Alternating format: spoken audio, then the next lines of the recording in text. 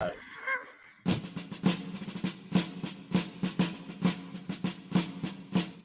everybody. Welcome back to The Collective. I'm very excited about today. We're starting a new protocol today, and for the next 17 plus days, we're going to be going into very specific facets within men's mental health. I do want to start off today letting everybody know that, we are going to get into some meat and potatoes, as Shaun likes to say, in terms of self-worth and self-esteem and things like that. So buckle up for it. If you haven't already, make sure you do this. Hit the like button, subscribe to the channel, hit the notification bell. It all helps algorithmically. And I'm very excited to let everybody also know that it is June. It is Men's Mental Health Month. So that is when we're going to be doing this all month. One other point. If you have any questions, if you have any comments, throw them in the comment section. We read them all. We post them up. We can throw them to the group, do all that, and we will be good to go. So very excited. Seb, good to see you. Jason, good to see you. Other Jason, good to see you. I'm not sure. I was going to say other Jason too, but you guys are going to be. I'll point perhaps. Or sounds good. Yeah, we'll figure it out. Quick comment, Daniel. Afternoon. Good to see you. Been a while. Hope all is well. Paul Samplonius, meat and potatoes with Kerrygold butter, of course. Before we dive into the full topic, any thoughts or considerations before we dive? Anything that we need to clarify? All right, by all means, Shaun, what do you got?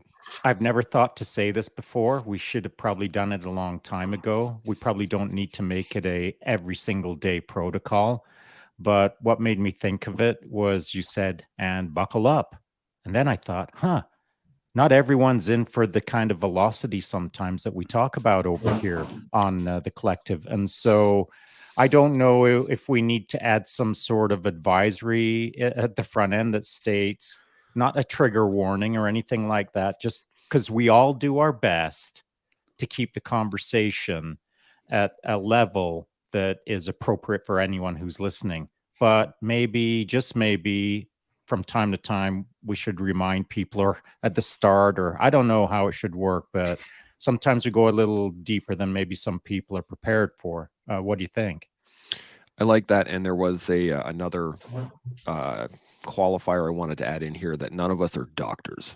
Yeah, none of us are experts in the field by any means. So we all have our own experiences with this, but don't take this like we are medical experts in any way, or psychologists. We do have doctors on the show, and when we do, they are doctors, so be aware of that. But this panel particularly, not particularly, but this panel, I don't think any of us are doctors. Is anybody a doctor? Is there a doctor in the house?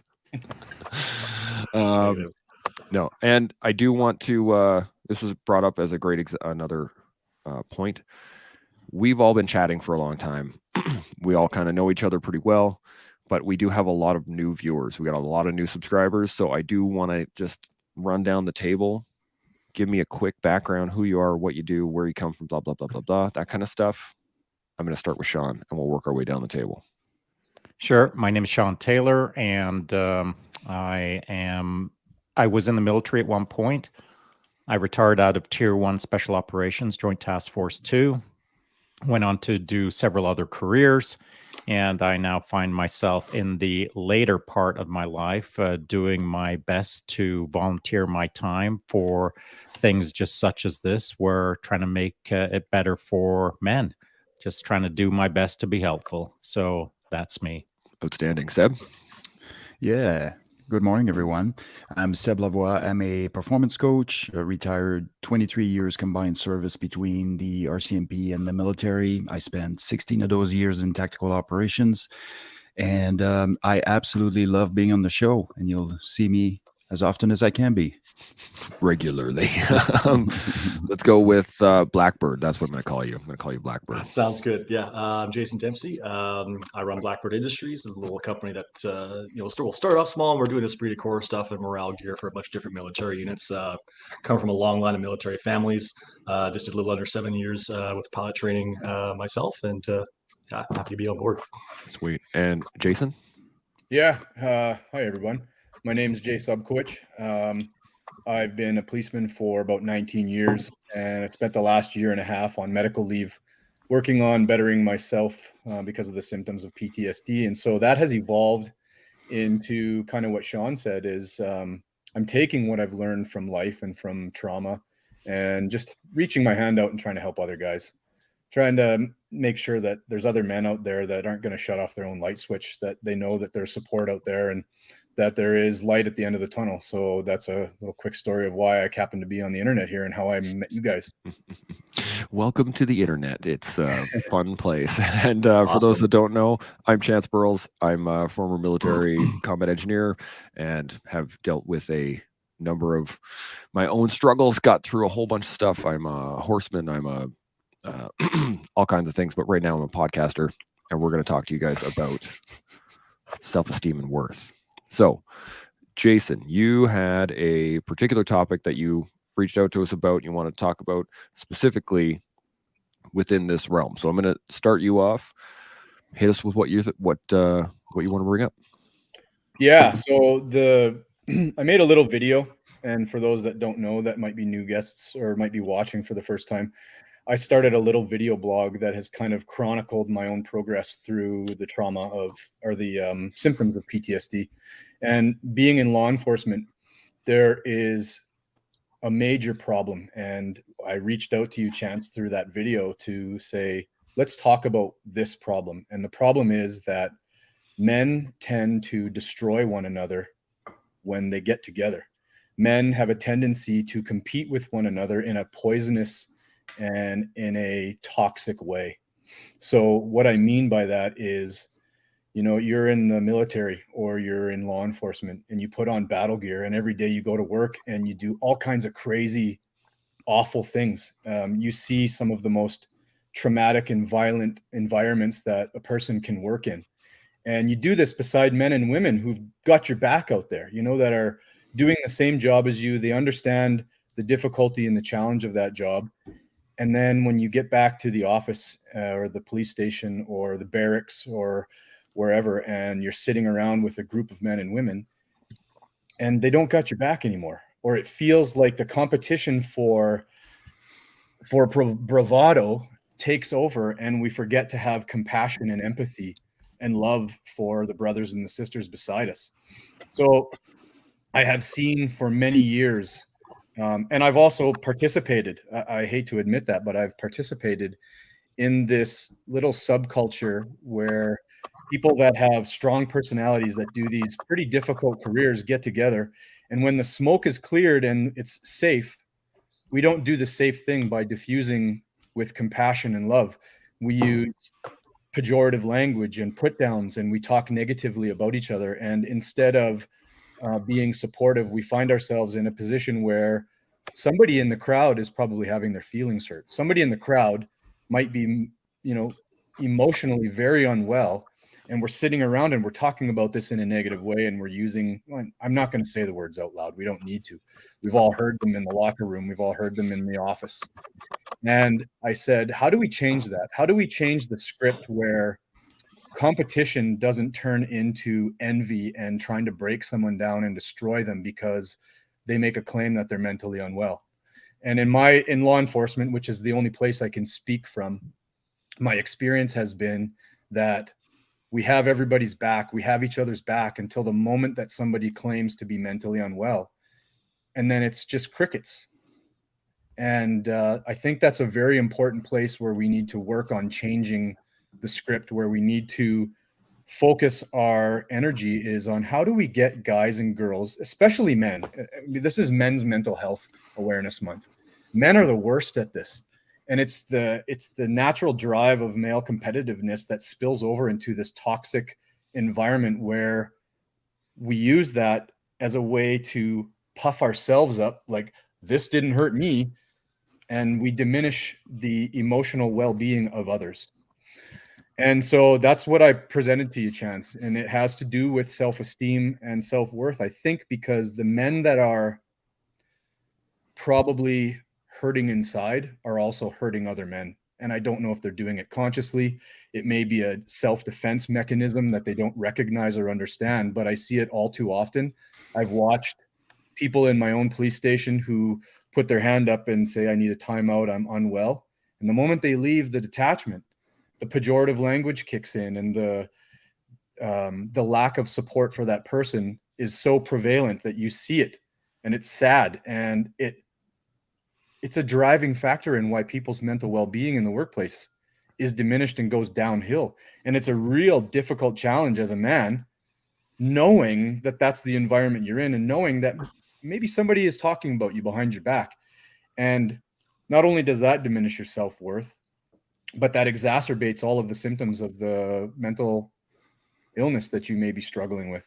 Yeah. So that's why I put it out to you, Chance, because I've been racking my brain for a long time. How do you get men to compete in a healthy way, but to also stand by each other, knowing that somebody might need a hand, somebody might need help, and that you have to use a level of compassion in there, a level of empathy and understanding that they may be hurting. And, you know, a couple of days ago, Seb, you said this and it made so much sense. It really rings true. And I wish more people knew this. What if you're next? What if you're the next person that might fall ill? You say to yourself, I'm never going to be hurt. I've experienced all there is to experience, and I've never been traumatized yet. It's never going to be me until it is. Yeah, that invincibility mindset is challenging when you've never experienced the difficulties that anything happens. I mean, a side example, when I was 13, I got hit by a car, and it was like bad. I broke the windshield with my head. Did some serious damage to my knees, all that stuff. But as a 13-year-old boy, that eliminated the concept that I was invincible. And I realized my mortality even in that moment. And it's something that I don't think it's just men that do this, but I think it's all of us, in that until you experience the difficulty, it's very hard to understand or to come at it with empathy. So it is definitely a challenge. We had a great comment from Paul, says, being macho is how men are raised. It's a generational problem and a tough cycle to break. You guys got any thoughts on this? Any experience with it? Any discussion? How about Shaun? Let's put you first here. Sure. So I don't know if the question right now or what we're talking about right now is self-esteem and worth. It sounds to me what Jason has just proposed is the distinction between men who don't know how to talk to each other, and some men are talking too much. That's kind of what I took away from it, and I'll explain myself. So if someone is walking out of the duty room feeling like everyone's going to talk behind their back, before you walk out the door, turn around 180 degrees and say, what's up, everyone? Where's the tension? What's happening? What's going on here? Anyone need to say anything to me? No? Yes? Okay, cool. Now you can take that moment and you can shape it in a gentle way, or in a way that is correct for the moment, where everyone will accept what you're doing in that moment. And that is, what's up? That's what we're talking about. So that's the point I want to make. You get to walk out that duty door and never face what's going on behind you, or you get to turn around and face that duty room and face what's going on in front of you. It's the only way to manage these kind of problems. Guesswork and doubt, and are they saying this or that about me? That's a hellish landscape in your own mind until you turn around and face it. And so the next point I would like to make is, if that person is walking out of the duty room wondering why they're talking about them, and that goes over days, weeks, months, years, and they never face the problem per se, that silence has set a new standard for, you just got to be silent about these things. And so every member in that duty room then is being reinforced that when they walk out of the duty room, someone is going to talk about them. And it's their job as they walk out to never face the problem and just be silent about it. Then everyone's now programmed to be silent and complain about the person who's stepping out. I mean, that becomes the norm. And it takes guts to turn around, lock that door, face the crowd and say, who wants it?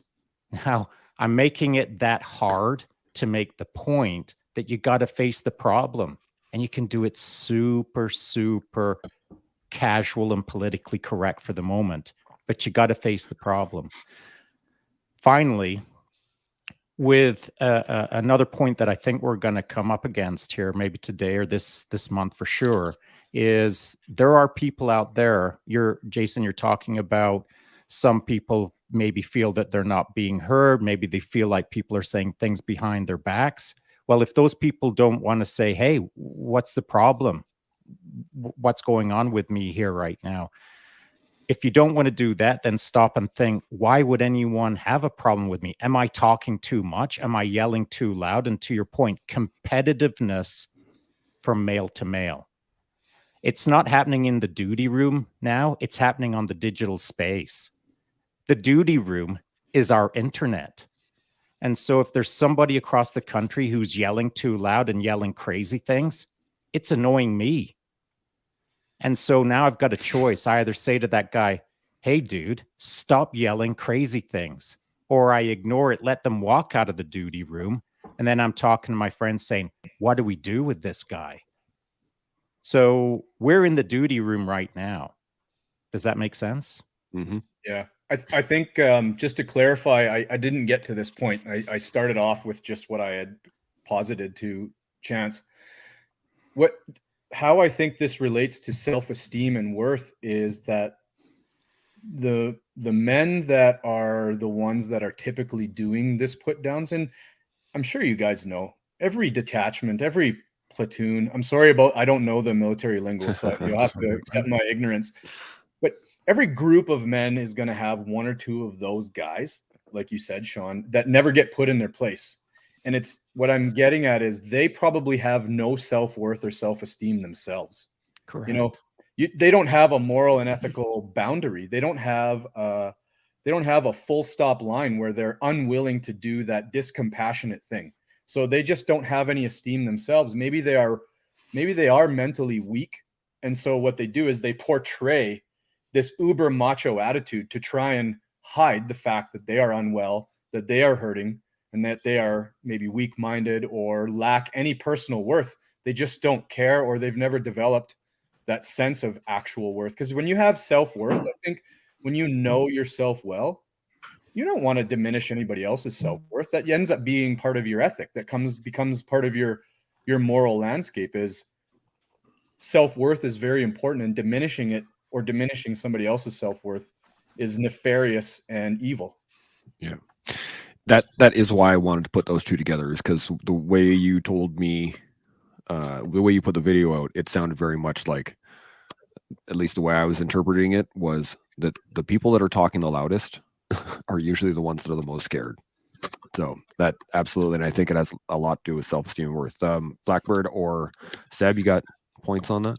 Yeah, just to go back to the most recent point that Jason was talking about, that is called projection of insecurities, and that is somebody who is, knowing and seeing their own faults, but trying to also distract from that and just say, well, this guy did it worse, and so they're projecting what they don't have to try and distract onto other things. I would say mental health awareness has obviously come a long way in the last even 10 to 15 years over where it used to be. I think that the way that that's going to change within units and as we go forward is obviously more and more exposure and more awareness, which is happening. That's going to return into training, and that is then going to trickle down into the team room, the debriefing, etc., where everybody knows and understands that you're doing a high stress job. Mistakes are going to happen. Everybody has to know and understand that from everybody else's perspective.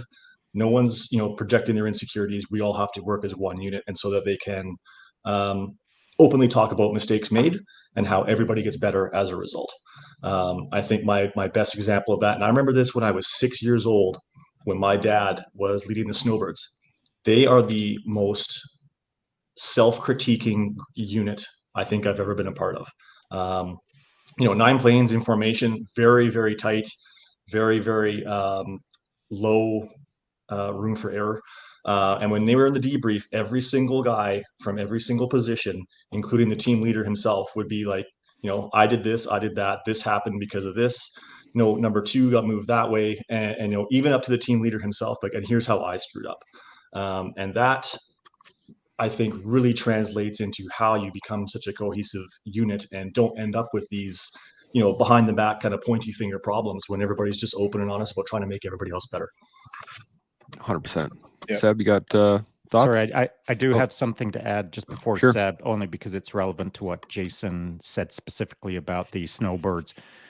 Being part of the Skyhawks myself, I have sat in those briefing rooms and post-mission debrief rooms with the snowbirds because we've been at the same events or whatever. And so listening to those debriefs, much like the Skyhawks debriefs, or like any type military organization I'll speak for, it is matter of fact, to the point, precise, concise language. The emotions are stripped out of it. If you screwed up, you're simply stating facts. There's no moaning and whining. There's no pretending it didn't happen. It's you face the problem, you get on with the solution. That's a snowbird debrief. Am I wrong? No, absolutely. That's exactly the way it is. And everybody has to have that humility Right. and understanding that everybody makes mistakes. Doesn't matter how many years you've been on the team or what your position in formation is. Something's going to go wrong, and everybody can learn from what went wrong and how everybody can make it better. Yeah. Seb, you got any points on any of this? Mm-hmm. Yeah, most of it's been addressed, but if we look at self-esteem and self-worth, those are interchangeable words, but they're two different things. One of them is grounded on, your upbringing and the things that are a part of your life that make you who you are and perceive yourself in a certain way. This is more like the constant in the operation, but what you have with the self-esteem piece is the fluctuating piece, and that is the piece that often is affected once your peers start talking about you, or when you start caring about what people are saying, or those types of things. So you're now trying to control external factors to how you react to them. And that's really difficult because we can't control what people do and say. And if they have insecurities and those insecurities are flaring up as they see us being successful, especially if they're stuck in a fixed mindset type situation where when they see you thrive and develop, it really, really aggravates those insecurities for them. And so all that being said, when you look at, say, law enforcement, for example, like this is a place where egos are massive. And here's the reason why.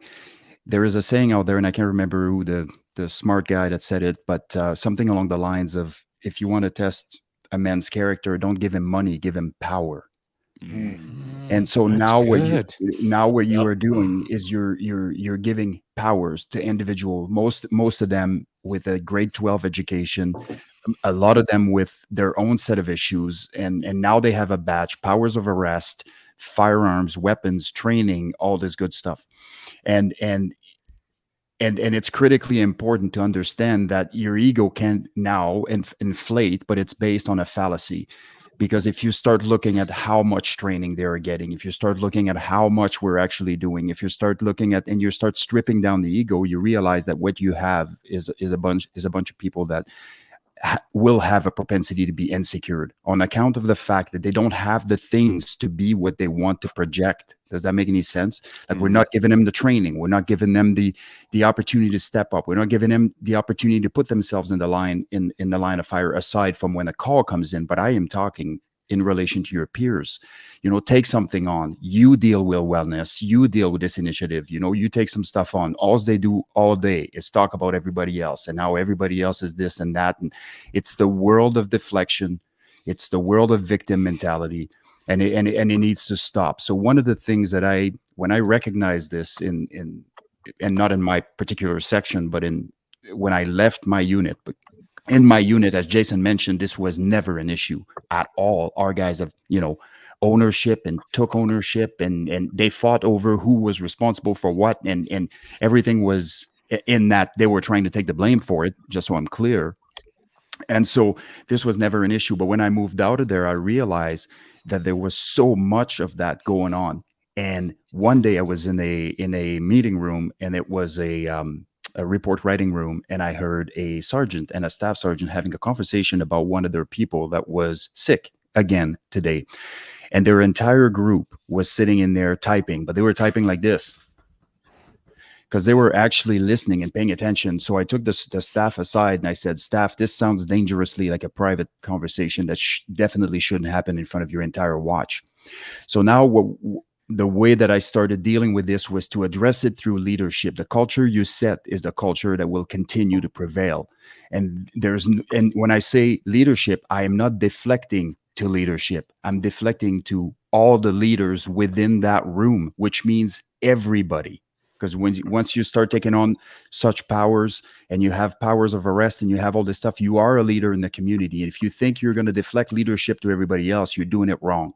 So it's important that every single one of them. So imagine the same room, Jason, except this time you have never spoken about anybody, and anybody is back. So therefore, people know that you're not speaking behind theirs. When you leave the room, if the sergeant's in there or whatever the case may be, the senior constable, whatever the case may be, is now a culture that's established that is unacceptable, then it doesn't happen. And if somebody does it, another leader, a constable or whoever says, hey, we quash this right away. We're like, what are you doing here? Kind of thing. Now you have everybody pulling in the same direction and everybody's a contributor to stopping that toxic behavior. But you can't expect anybody else to do it. Each and every single one of us individually has to take this on. Yeah, that is a fantastic point. It actually brought up an interesting thought in my head, was the fact that you're talking about training. And Shaun had mentioned to me a long time ago, we were talking about the guys at the Hill. And he was saying that, everybody that showed up there was a stud already. Right. So they had already spent time in, they'd already learned some of the things, they'd already done, et cetera, So when they get there, there is an expectation and a standard. This is the bare minimum of what you will accomplish. This is the bare minimum of how we will, purport ourselves. This is the bare, et cetera, et cetera, et cetera. You have all these rules. And it brought to mind, we did an AAR once in the field after an exercise that I was involved in, and it sounded like this: point to improve, point to sustain. And it just like going around the line. And it was from the leadership down, it was, we did well as a team, and I think we could communicate better. And then it would but it was all group based. All of the points nothing was personal. Everything was still subjective and outwards. And so by the time it got to the corporals and the privates, and that I was a private at the time, we were all just sitting there like, we could communicate better. Like there was no outward leadership in that moment. There was nothing for us to follow that was inwards. It was all outwards. And so I think that is a part of it. And to go with self-esteem and worth, like my self-esteem and my personal sense of worth was elevated once I actually did something that I could back it with. Whereas, you finish basic and you think you're hard, and then you show up on your next course and you're like, nope. And then you show up in the next course. Nope. But you get to a point where you're like, okay, I'm competent, I'm effective, I can do X, Y, Z, and blah, blah, blah, blah, blah, blah, blah. That builds your worth. But the esteem part of it, I think, comes from those you surround yourself with. And I think that, when you're in a team of people that all hold the team above themselves, that allows for people to have their own self-esteem. That, like, it doesn't require that building up within themselves, if that makes sense. Those are all great things if you're still in the Army. Yeah. But no one on this panel still is. For sure. And same for law enforcement or anyone who's listening to this right now in respect to organizations that work together in duty rooms and such. It's great if you're currently in it, but none of us are per se. So this, again, back to this duty room called the internet. On the internet duty room, you don't have to take any courses. There is no basic training. There is no Chance Burrows working his way up through the chain of command till he's finally a master corporal. There's none of that. And so there are entities out there on the digital duty room that are talking like they've done all the courses, but have done none. And so that's an important distinction. The other thing that I'd like to point out is in respect to self-esteem, again, we'll talk about the duty room being the internet. How do people establish their own sense of self-esteem? Well, it's not done in isolation. We tend to, I believe, yardstick ourselves against our surrounders, who's around us, or what we've bumped into that day on the sidewalk or what have you. Whether we're at work or not is unimportant. We tend to yardstick ourselves against the world around us. We try to see how we fit into the social expectations of what it means to be a man. Whether they're right or wrong is unimportant for the moment, but there's certain social expectations that we evaluate ourselves against. There's certain physical understandings that we're supposed to look a certain way or not. We're not supposed to be this, we're supposed to be that. So there's that aspect of self-esteem. There's many aspects that are related to self-esteem. But to the digital duty room and the actual duty room, here's something that absolutely occurs in both of them. Humans are like chimpanzees. We're curious. We'll pick up a stick and twirl it and see why it twirls. Poke at an ant with it, see if that's now a new tool. That's what we are. We're a curious species. And so in the duty room, everyone's poking everyone and probing everyone and trying to understand, how can I expand my social? Do I have to contract? And so we're always curious about who's around us in our setting. But the internet is not like a physical duty room. It's a strange place that is hard to establish self-esteem in a world that isn't physical, isn't real to some degree. And so there's people out there that are still acting like chimpanzees. They're curious. They're poking at the internet, trying to figure it all out. But the internet isn't a physical duty room with real people. It's a place that no one should be trying to establish their self-esteem in to some degree. I really like It's a the blessing and a curse.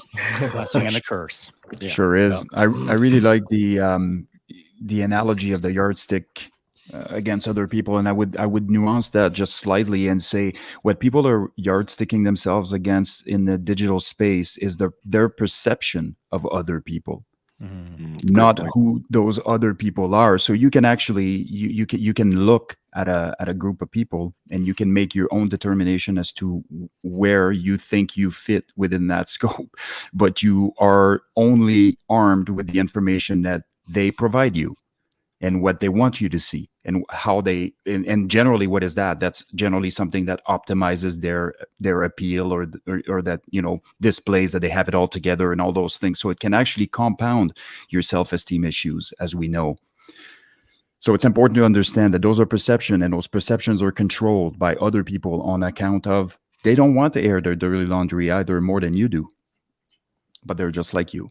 Yeah, they are kind of just like, they're kind of like all of us, but then they're not. So let me just use this as the just popped into my head. We're all in a physical duty room, and we've all served together for 10 years. We all started our basic training at the same day, and we're 10 years later, we know each other's wives and kids and all of that good stuff.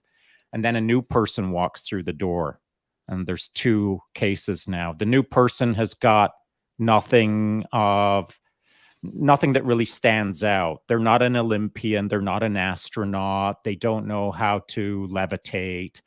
There's nothing particularly, we'll call it quote unquote, impressive about them. They breeze in, they grab a seat, they get a little bit of hassle because they're the new guy, and that's that. But the moment the astronaut, Olympian, levitator walks in, the room changes. Mm-hmm. Now everyone's eyeballing that individual, guy or girl, and they're now yardsticking against that. And so it's Seb, you made me think of it, but now I'm pushing it hard, is if anyone's trying to yardstick against me, maybe I'm not the right guy to yardstick against, because I do dumb things sometimes. And if someone's yardsticking against Seb, maybe he's not the right guy to yardstick against, because he does dumb things sometimes. We all do dumb things from time to time. how we got to where we're at is a unique journey that is hard to replicate by even ourselves, if we could. And so yardsticking is a practice that I use, but I use it carefully. I don't use a single individual. I yardstick against a group that I've compiled together in my own mind's eye that I use as my standard across a wide base of standards. And so it's not just a guy or a girl, it's several that keep me on a broad path of pursuit of excellence. I like that. Jason or Blackbird, you got any thoughts? Yeah, I heard the word humility used, and I think that's probably something that's missing, because I feel like men often look at humility as a weakness. It's almost like vulnerability. And then they develop a false sense of self-esteem and worth. And it's kind of like putting the uniform on, like Seb said. It gives you this fake sense that you have power and authority while you might be completely hollow inside. And so this humility idea is something important, because I've finally just recently, in the last several months, really started to accept that I've made all kinds of massive problems in my life, and I've had to take responsibility for them. And I see that it helps to develop my own worth when I look at the lessons and the trials and the challenges in my life and accept responsibility for them, instead of trying to put it on to the world and, tell the external world that they're guilty of all of the problems that I've had in my life. And there is a massive level of honesty and humility that comes with that accepting yourself and accepting the things that you've done or not done. And I see people in my line of work put on this uniform, and as soon as they have that uniform on, they're a whole different person. They act like they have worth. They act like they're full of confidence and self-esteem. The moment that uniform comes off, they haven't done the work to prove that that resume actually has any sort of backing or history to it. It's just a facade. It's just a mask they wear, a persona, and it's not their true selves. And I found myself for a long while, especially at the beginning of my career, living that way, living like the uniform gave me some sort of omnipotence over people. And and unfortunately I was living that, and it took a lot of maturity, and I think it took me getting kind of my proverbial head kicked in to recognize that that was not the right path to be on. 100%. Blackbird, you got any points on that? Yeah, witnessed that many times in my career as well. People who just had no humility, took no responsibility for their errors, just a total lack of personal professional accountability. But they had the uniform on, they had a higher rank, so what they say goes. That is a terrible way to serve. It's a terrible way to lead, both ways. If you don't have the humility and, like you guys were saying, taking responsibility for where you're at, how can you ever move forward? If you always think you're the best, you're going to be constantly left behind and end up the worst by those who are saying, I'm not where I need to be. I use this person or that person as the yardstick, as you guys were using in an earlier example. How do I make myself better, and by extension, make everyone else around me better? But yeah, like putting the facade on and saying, doing this. I literally watched an operations officer at one point who was clearly in the wrong, tap his rank on his shoulder to say that what he was saying was right, and this was the way it was going to be. And all of us looked at each other just like, wow, like we don't ever want to be you. Yeah. Did you relieve him of his command, Jason? I was a couple ranks too low for that. Let's just say on my exit interview, he got dressed down by somebody who was far superior to him in rank, but equal in age, which was interesting. So, yeah. There's something interesting to me about that story. We've all faced it, of course. I wouldn't say it's rampant, but it's enough in the various services that it's frustrating. But what about when you bump into that guy on the sidewalk, or you see him in the coffee shop, or etc.? Because here's how I work. And totally different. I'm not going to say that I'm the right guy for the job, but this is my job. When I bump into that guy in the coffee shop, I'm going to look at him and say, "What's up?" and see where the conversation goes. Nice. Because, what are you is he gonna tell me to get to attention at that point? I don't think so. And so, that conversation is a fascinating conversation in my life that I've had. And it shows a lot about a person's character in the moment. It's something to consider. Yep. Yeah.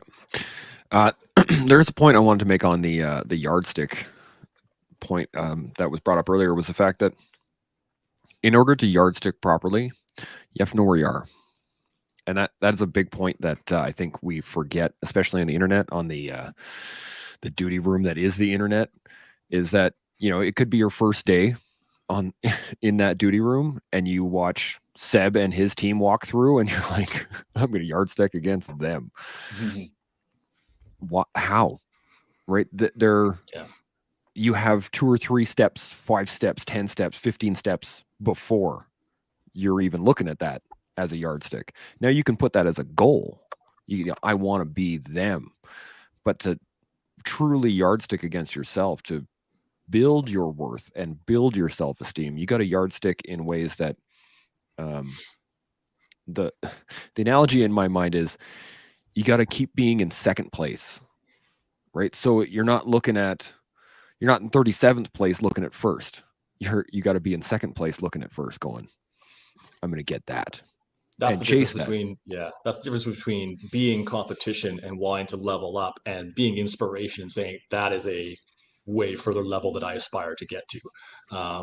Knowing where you are and where your collectives are. We've all gone to certain training courses or whatever. Like you were giving the example earlier, you finish basic training. Yeah, I know everything. I know how to clear a weapons jam, etc.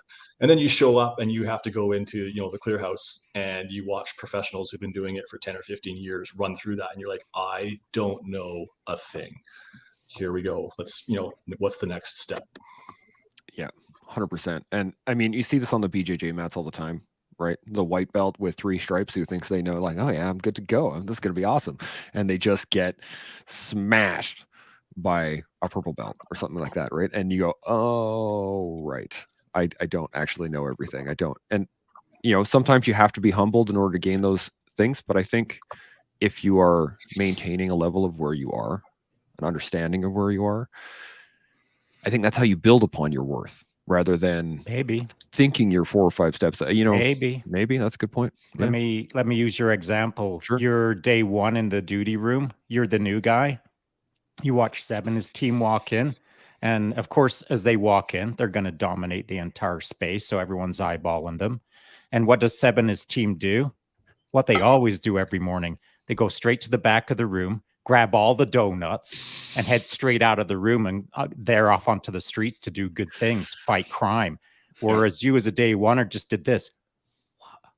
Who was that, and why did they always get free donuts every morning?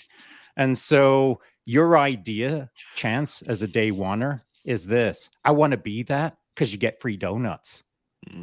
I don't even know what they do, but it's free donuts every morning for these guys. Next thing you know, you're chasing free donuts instead of chasing rad. You know what I mean? Yep. So in the moment, if you misidentify what it is that you're pursuing because you just thought, oh, that's what I want to be.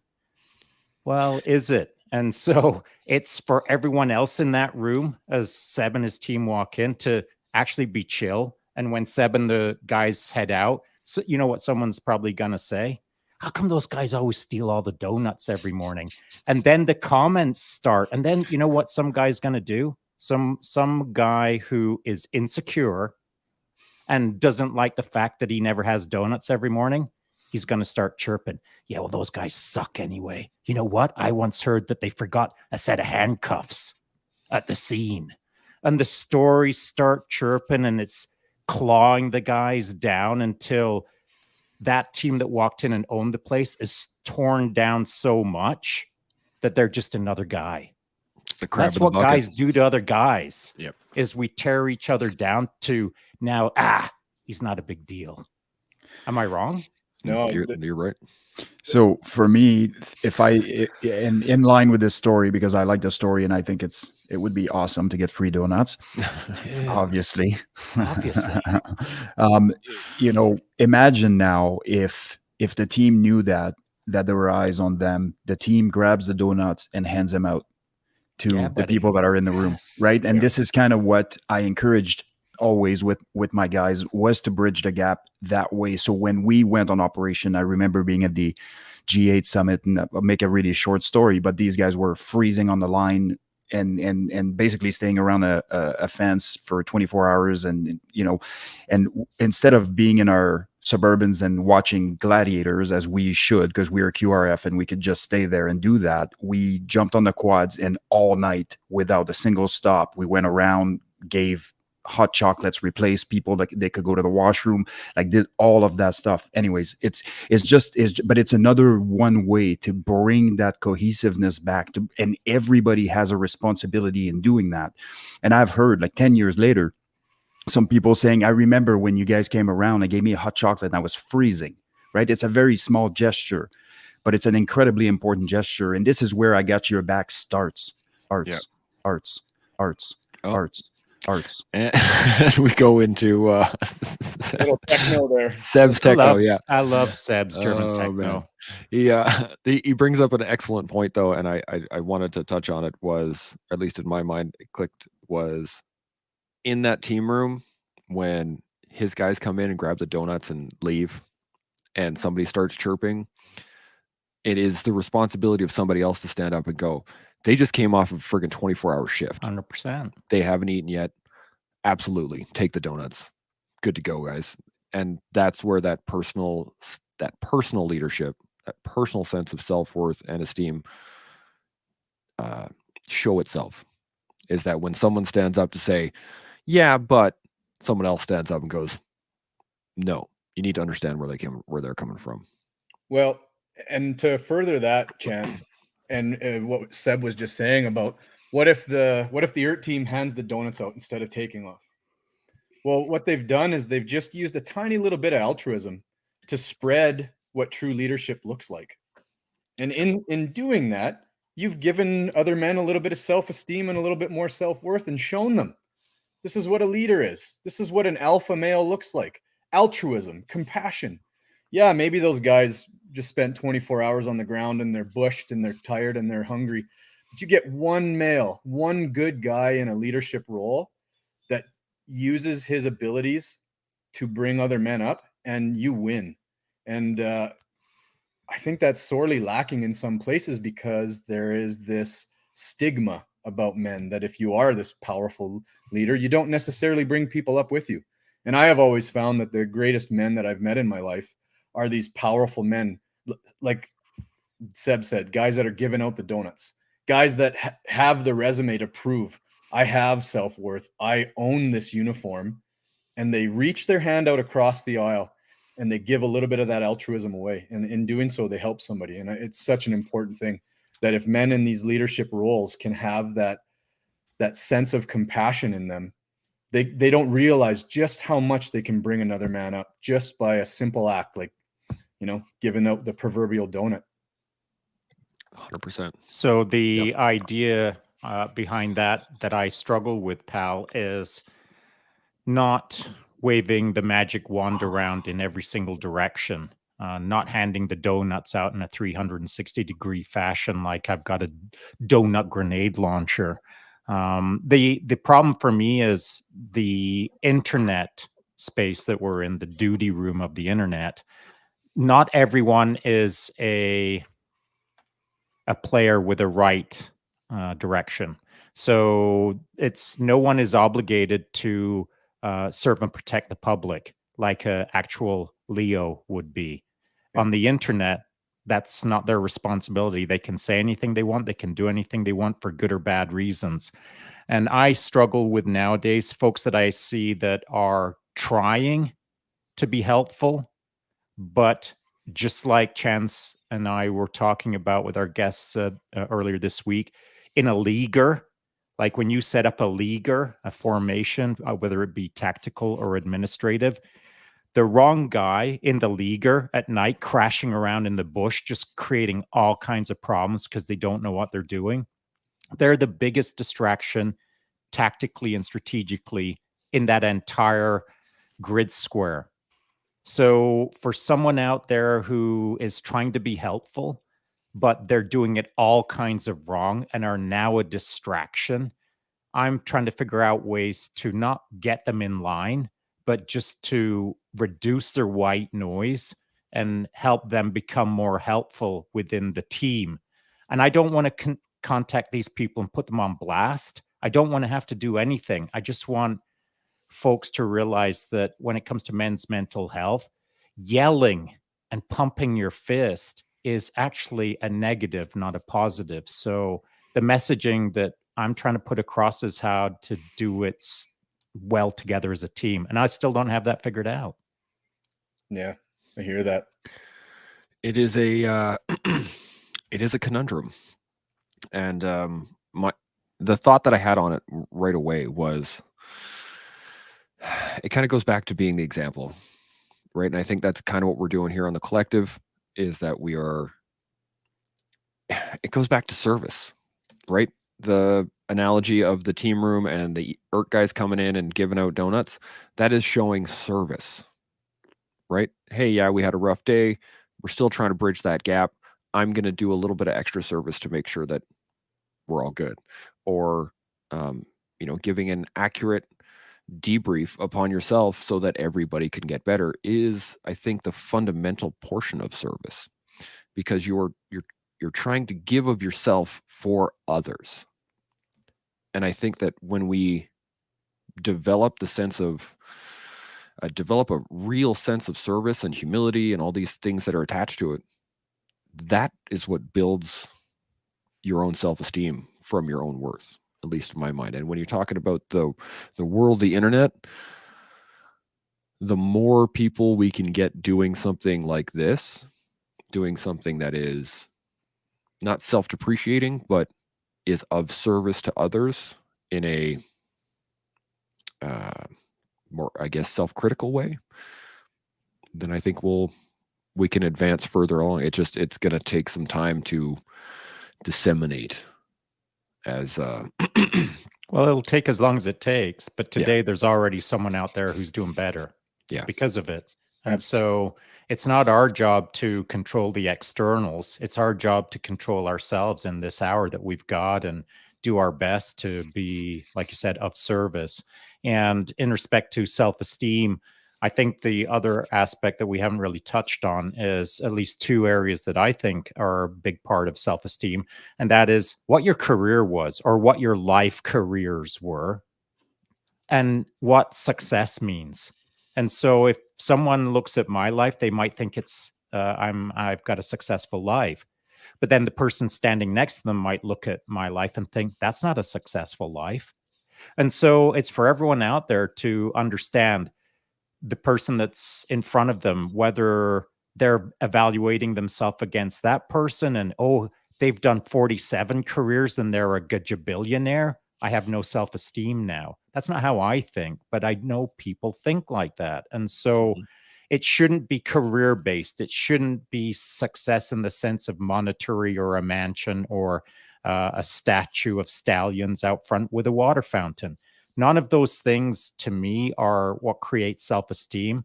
All of my self-esteem is from internal, and the work that I've done on myself or in my life, that's how I establish self-esteem. But I think that it's a little skewed out there right now. The pursuit of a career or the pursuit of success through money, I think, is the wrong direction for self-esteem. I agree. And I think that, but I do have one point, is the fact that I think having a giant statue of a horse with me on top with a fountain would be awesome. I just visualized it now. I'm scrubbing my brain. I'm scrubbing my brain right now. Excuse me. Jason, Blackbird, Seb, any thoughts? Yeah, we haven't touched on this, but since it's Men's Mental Health Awareness Month, there's the opposite side of the coin, I think, of self-esteem and worth is that if you find yourself as a man struggling with the symptoms of any mental health problem, whether it's TBI or PTSD or depression, that can easily diminish your self-esteem and your self-worth. And you can find yourself in a really bad place. And I recall, I mean, when I first started seeing a therapist, that was one of the big problems that I was trying to reestablish, was my own self-worth and my self-esteem. Because when I became ill, it it made me feel less of a man. It made me feel like I couldn't do the things that I felt like I should be able to do. And then I was using my meter stick to look at the guys and the gals around me doing the same job, seemingly unhurt from the job, and wondering why, like the why me thing. Why am I the one that's hurt by this? Why am I the one who has, become mentally unwell when the people around me seem to be okay? And it really started to diminish my self-esteem and self-worth in that way, which is the opposite of developing self-esteem and having self-worth. It can be taken away without you even recognizing it. It's almost subconscious at first. And I think that's something that people need to recognize, is especially men. You can so easily feel diminished when you're mentally unwell and you feel incapable of doing the things you once were able to do. I have one point on that. It's not being taken away. It's being given away. That's the, it is you, it's your self-worth, it's your self-esteem. And I get you. I did the exact same thing because I put a lot of my my own worth into the uniform. But it was me. And we had Mark on the other day, Mark Ormrod, and he said it perfectly. It all starts with me. Any other Shaun, Seb, Blackbird, anything? I was going to say that's probably a very, very natural reaction that a lot of people don't talk about. And it's perfectly normal to get into that kind of negative rhythm. But going back to what we were discussing earlier, a lot of people put the uniform on and have a totally different face when they're at work, and you won't even recognize that they're suffering the exact same way. They're just not externalizing it. And so then it turns out that everybody's in that negative space, and then they go home and they suffer alone in silence by themselves. And then, facade back at work, rah rah, do the job, and then they go home, and that's just, it just exacerbates the issues long term. It sure does. And the least amount of issues that you have, the more you're capable of being you. I was the exact same guy. It didn't matter what uniform I wore, and I think that's a critical piece. And the more I look at this, the more I think we could do 2 episodes for each of those subjects. Yeah. I mean, we haven't even touched anything such as physical abilities, martial arts, like all the things that can really help people build their own self-esteem, not in relation to everybody else, but internally. Yeah. Absolutely. Because those are all things. I mean, if you're going to compound all of your issues, if you're out of shape, if you can't fight, and this is a very primal thing for humans, for men in particular. So those are things that you can optimize your own sort of perception of yourself by making yourself the best version of yourself, and we haven't touched any of that. And anyways, I think it'd be great to launch into this, because I know for Shaun, I know for me, martial arts has been a giant contributor to how I feel about myself and how I perceive myself in the world. And it wasn't based on fallacy. It was based on the work I put in. Yeah, well, that's like the resume that you've built with your whole life. Shaun was talking about, it's not just about your career. It's about your entire life and all of the experiences and the successes and the failures, and they build this up. And you're right.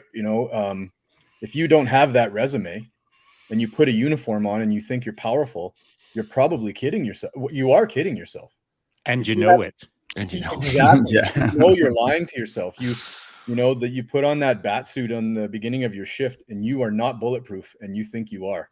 And I have seen that many times, that guys have no life resume whatsoever, no self-esteem or worth. They have no training whatsoever. And yet they carry on this false sense of bravado. And Seb, you could talk for hours on that. I know you're an expert in that field. It's so true. That's just another topic that has so much value, is actually having a resume, knowing that you really have that real self-esteem, that it's not built just on your career or the uniform you wear. You're describing self-belief, belief in yourself, belief in what you've accomplished in life, belief in your abilities to handle anything. At 20, I didn't have that. At 60, bring it. I'll freaking kick its ass. And now I'll kick the ass of the ass that's carrying that ass. That's just the way I am, man. But that wasn't me at 20.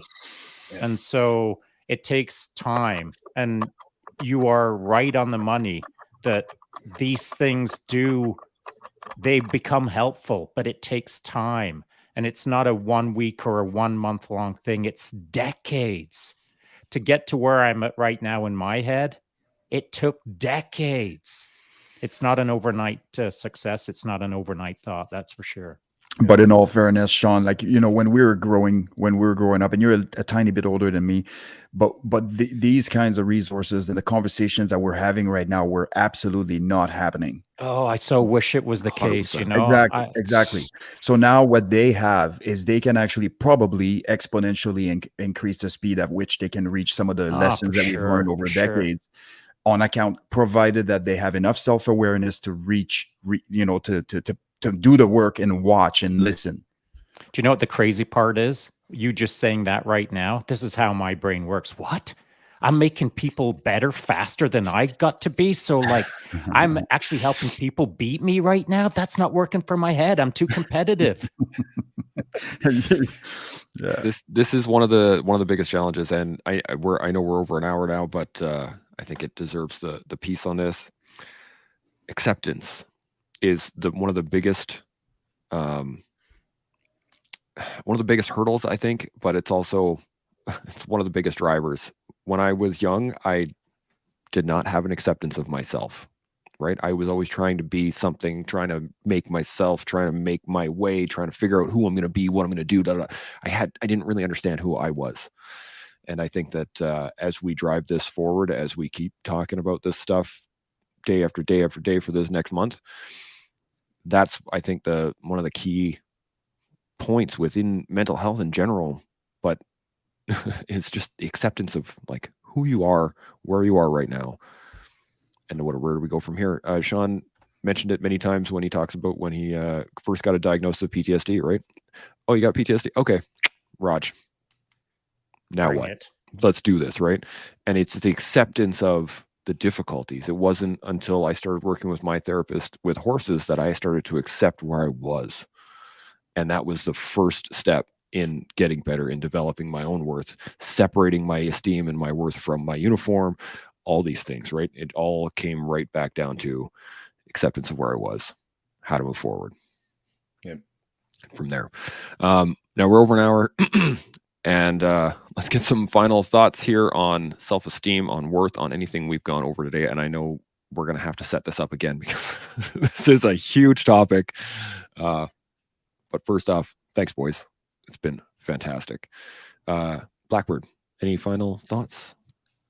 Like you said, I could go into a whole different tangent of conversation in terms of the thoughts. I think one that you should really touch on when it comes to just the personal self-esteem and worth is the fitness aspect, taking care of yourself, your mind, 100%. your body, and how that's all intertwined.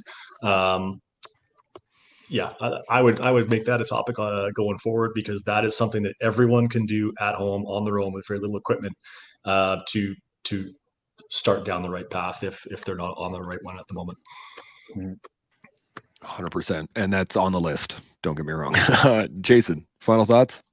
Yeah. Acceptance to me is truth and honesty. And one of the greater things that I finally developed as I've been healing from the symptoms of PTSD is being honest with myself. And too many people are afraid of their truth, you know? And I think that if a person can accept their path, you know, like you said, really just accept that this is the way it is. Okay, if this is the way it is, then let's figure out how to fix it. You know, like you said, Shaun, I've got PTSD. All right, what next? How do I deal with this? You have to accept that. You have to have honesty, and you have to be truthful to yourself. And I think that's an important aspect of men's mental wellness, is literally being forthright and honest with yourself, looking in the mirror and not lying, not allowing your ego to create some sort of facade that hides the real thing you need to work on. 100%. Seb? Yeah, failure to do that is going to lead to a 10-year later that you're experiencing the exact same problems, except you're 10 years older. Mhm. Yeah. So now it's worse. at worst. So I stand behind that. Yeah, it was a good conversation. I do believe that we have another 3 hours of this if we wanted to, and I'm in if you need it. Roger that. Shaun, final thoughts? Yeah, real quick. Thanks for the conversation, fellas. Of course, it will be extended again, and look forward to that extension. One thing I will say finally is if you're struggling with self-esteem, don't sweat it. Just do something about it. Just a little thing today and tomorrow. It'll sort itself out. It just takes a little bit of action. You don't have to set your standards so sky high that you feel you'll never achieve them. It'll be achieved inch by inch. So do something today, do something tomorrow, and the rest will take care of itself. Yeah, that's a great point. Oh, we got one comment here I want to hit right before we go because I think it's it's perfect. Octavian says, "From my psych, you're like a vampire. You go out and suck self-esteem from work wins, women, and other people. It's important to learn to get self-esteem from things you control, of which there are few." And I think that is the perfect, I guess, sum up on what we've all been talking about today. It is all in what you control. And I can't thank you guys enough for this conversation. It has been outstanding. I think we hit a lot of points. Obviously, there is a lot more to talk about, but that's why we have the next 23 days to talk about it. So as we learn how to manage our own self-esteem, as we build our self-worth, we can grow as men, as humans. If we do that together here on The Collective, we'll see y'all tomorrow. Chimo.